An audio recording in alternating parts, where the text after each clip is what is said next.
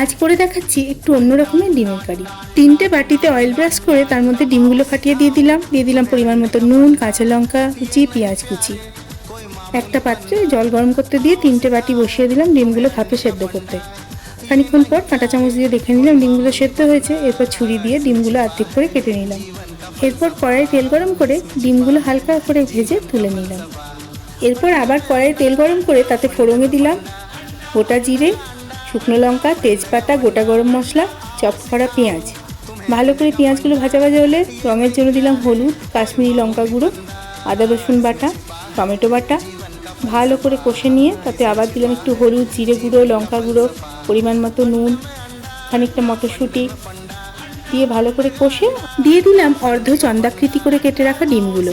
ব্যাস তৈরি হয়ে গেল নতুন ধরনের ডিমের কারি। গরম গরম ভাতের সাথে পরিবেশন করুন, দারুণ লাগবে।